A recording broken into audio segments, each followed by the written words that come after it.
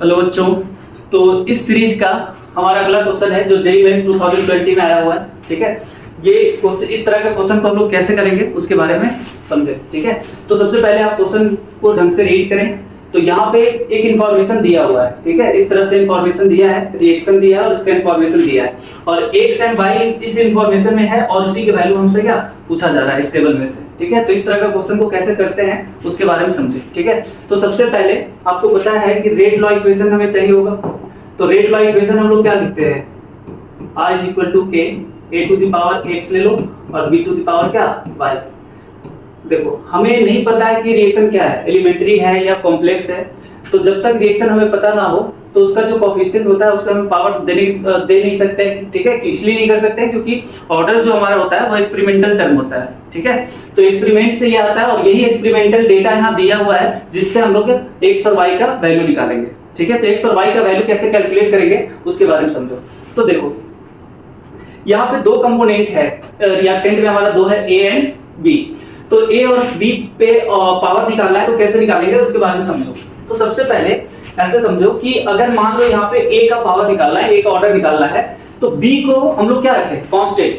ठीक है, a का और पावर निकालना है तो b को कांस्टेंट करके देखो। तो इसमें देखो जैसे मान लो यहाँ पे a और b का इंफॉर्मेशन दिया हुआ है, कंसंट्रेशन दिया हुआ है मोल पर लीटर में, और इसका रेट दिया है, इधर एक्सपेरिमेंट कितना किया गया है वो वैल्यू लिखा हुआ है। तो जैसे मान लो हमें a पे पावर निकालना है तो देखेंगे कि b कहां सेम है। तो b हमें दिख रहा है 1 और 3rd में सेम है। तो इस पे अगर b को हम लोग कांस्टेंट ले लिए तो अब जो रेट होगा वो किस पे डिपेंड करेगा, a पे। तो इसको कांस्टेंट ये दिख रहा है कि यहाँ पे ये क्या है, कांस्टेंट है। तो इस वैल्यू को यहाँ पे दिया हुआ है कि ये कांस्टेंट है। तो क्या करना है कि इन दोनों को छोड़ो, यहाँ से इसमें इससे डिवाइड कर दो। ठीक है, तो इसमें इससे डिवाइड करेंगे तो वैल्यू क्या आ रहा है 1/2। और जिनके कंसंट्रेशन में डिवाइड किया हो उसी के वापस रेट से भी डिवाइड कर लो। तो इसका रेट से डिवाइड करेंगे तो यहाँ क्या आएगा 6/1.2। ऊपर में 10⁻³ है, नीचे 10⁻⁻² है, तो ऊपर बच जाएगा क्या 10⁻⁻1। यहाँ से पॉइंट हटाओगे तो 10 जाएगा, तो ये कैंसिल हो जाएगा, मतलब यहाँ से कट के आ गया हाफ। तो ये वैल्यू आ गया 1/2। अब देखो a तो b तो कांस्टेंट ही था, तो इसमें कितना पावर दे कि इसके बराबर हो जाए। तो हमें दिख रहा है कि ये भी हाफ है, ये भी हाफ है, मतलब इसमें पावर क्या रहा होगा 1 रहा होगा। मतलब यहाँ से हमें मिल गया x का वैल्यू यहाँ से मिल गया कितना 1। चलो इसी तरीके से b का ऑर्डर निकाले। तो b का ऑर्डर निकालना है तो देखो a कहां कांस्टेंट है, तो हमें दिख रहा है 1 एंड 2 में a क्या है कांस्टेंट है। तो इसमें 1 और 2 से डिवाइड कर दो, जिसमें कांस्टेंट है उसमें कुछ नहीं करना है, उसके दूसरे वाले में इसका ऑर्डर निकालना है। तो इससे देखो कि कहां कांस्टेंट है। ठीक है, तो जहां ये कांस्टेंट होगा उसी के कंसंट्रेशन में एक दूसरे से डिवाइड कर दो b वाले में। ठीक है, और इससे डिवाइड किया तो इसके रेट को भी एक दूसरे से डिवाइड कर दो।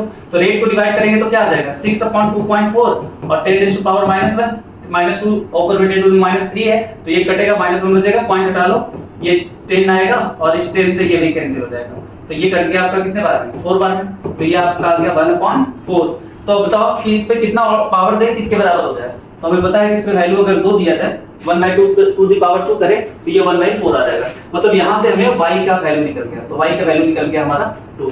ठीक है, तो अब इसी वैल्यू को यहाँ पे रखेंगे तो हमारा रेट लॉ इक्वेशन निकल के आएगा, rate is equal to k concentration of a to the power 1 और b टू द पावर कितना हो जाएगा 2 हो जाएगा। ठीक है, तो यहाँ तक हम लोग कर लिए। यहाँ से हमें रेट लॉ इक्वेशन मिल गया कि रेट लॉ इक्वेशन हमारा ये होगा। ठीक है, अब हमें क्या करना है कि x और y का वैल्यू निकालना है। तो x और y का वैल्यू कैसे कैलकुलेट करेंगे, तो देखो सबसे पहले हम लोग रेट लॉ इक्वेशन में ऑर्डर में पता चल गया है, a और b का कंसंट्रेशन भी हमें पता है, रेट भी पता है, तो k यहाँ से निकाल लो। k इसलिए निकालेंगे क्योंकि इन दोनों ये वैल्यू अननोन है, और इस वैल्यू को तभी निकाल पाओगे जब ये एक इक्वेशन में एक ही अननोन होगा तभी वो निकल पाएगा। ठीक है, तो इसके लिए क्या करेंगे हम लोग k का वैल्यू पहले निकालेंगे। तो k का वैल्यू उस से निकालेंगे जिसमें वैल्यू सारे क्या नोन है। तो पहला इक्वेशन में देखो ये इसका कंसंट्रेशन पता है, इसका पता है, इसका रेट पता है, तो यहां रख देंगे सारे वैल्यू, तो यहां से k निकल जाएगा। तो सबसे पहले हम लोग k निकालेंगे। तो पहले का रेट कितना है 6 × 10⁻³ इज इक्वल टू, अब देखो k हमें निकालना है, a का 0.1 हो जाएगा और b का भी कंसंट्रेशन 0.1 ले लो पहले वाले का, इसका भी 0.1 है, इसका भी 0.1 है, ये ले लिए और इसमें पावर दे दो 2। तो ये कितना आ जाएगा 6 × 10⁻³ और ये हमें k और यहां से 10⁻⁻1 और यहां से 10⁻⁻1 टू द पावर 2 करेंगे तो -2, तो -2 -1 हो गया -3, तो -3 से -3 कैंसिल हो गया, मतलब k का वैल्यू मिल गया यहां से हमें क्या 6। तो k हमें मिल गया है। चलो अब k मिल गया है तो आगे हम लोग सॉल्व करेंगे x के लिए। x कैसे निकाला जाए, तो अब x निकालना है तो ये इक्वेशन ले लो, यानी कि एक्सपेरिमेंट नंबर 4 की बात कर ले तो एक्सपेरिमेंट नंबर 4 को इसी रेट वाला इक्वेशन में रखो।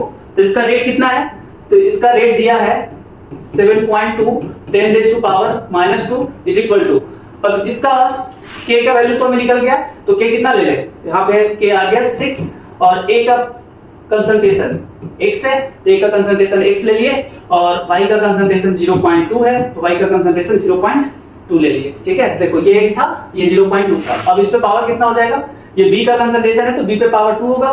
ठीक है, चलो अब इसे सॉल्व करो तो ये 10 टू द पावर -2 और ये हो जाएगा हमारा 6 x, x का वैल्यू हमें फाइंड करनी है यहाँ से, और ये हो जाएगा कितना 2 × 10 टू द पावर -1 लिख सकते हो इसको, 0.2 को हम लोग लिख सकते हैं क्या 2 × 10 टू द पावर -1 और उसका पावर 2 कर दो तो ये हो जाएगा 4 × 10 रेज़ टू पावर -2।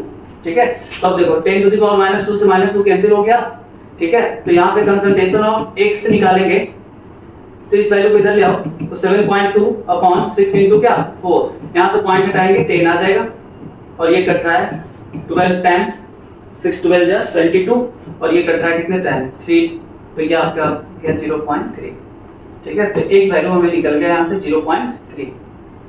अब ये x का वैल्यू निकल गया, x पूछा ना, x आ गया 0.3। अब y निकालना है तो y निकालने के लिए हम लोग एक्सपेरिमेंट नंबर 4 को लेंगे, तो एक्सपेरिमेंट नंबर 4 को उठा लो तो इसका रेट कितना दिया है 2.88 इज इक्वल टू k का वैल्यू कितना 6, तो k का वैल्यू 6 ले लिए और a का कंसंट्रेशन कितना गिवन है, तो a का कंसंट्रेशन एक्सपेरिमेंट नंबर 5 में 0.3 है तो इसको 0.3 ले लो, इस पे पावर 1 ही होगा और y है तो y टू द पावर कितना हो जाएगा 2, इसका कंसंट्रेशन है और इसी का y का कंसंट्रेशन हमें फाइंड करना है तो यहाँ से ये निकालेंगे। चलो देखो तो इस वैल्यू को इधर ले आए तो ये क्या होगा, ये 10 टू द पावर -1 भी है यहाँ पे, यहाँ पे वैल्यू दिया है 2.88 10 रेज़ टू पावर -1 तो ये वैल्यू रख लिया यहाँ पे। अब इसको इससे डिवाइड कर दो तो यहाँ से लिखेंगे y का to the power 2 is equal to 2.88 10 raise to power -1 upon 6 × 0.3 6 × 0.3। चलो तो यहाँ से पॉइंट हटाएंगे ऊपर 10 जाएगा, ये 10 से 0 कैंसिल हो गया और यहाँ से पॉइंट हटाओगे तो 100 नीचे आ जाएगा ऐसा। अब इसे कैंसिल आउट करो तो ये कितने टाइम्स कैंसिल हो रहा है 6 से इसको काटो तो 9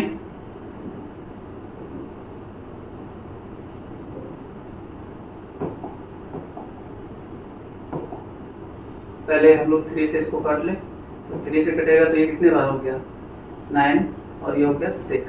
ठीक है, और ये कर दो हाँ ये 60 टाइम्स तो ये आ गया हमारा क्या y to the power 2 is equal to 16 × 10 raise to power क्या लिखोगे -2, तो इसी को हम लोग क्या लिख सकते हैं, यहाँ पे x टू द पावर 2 है तो इसको हम लोग लिख सकते हैं 4 × 10 raise to power -1 to the power 2, फिर 2 से 2 कैंसिल हो जाएगा, यहाँ y है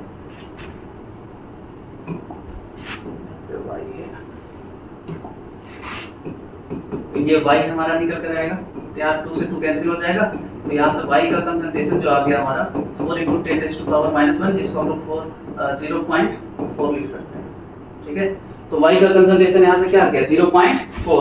तो अब ऑप्शन देखना है हमें, पहला हमारा आया x का, x कितना 0.3, x हमारा 0.3 है और y हमारा 0.4 है तो आंसर आपका कौन सा हो जाएगा 0.3 0.4 यानी कि आंसर हो जाएगा बी।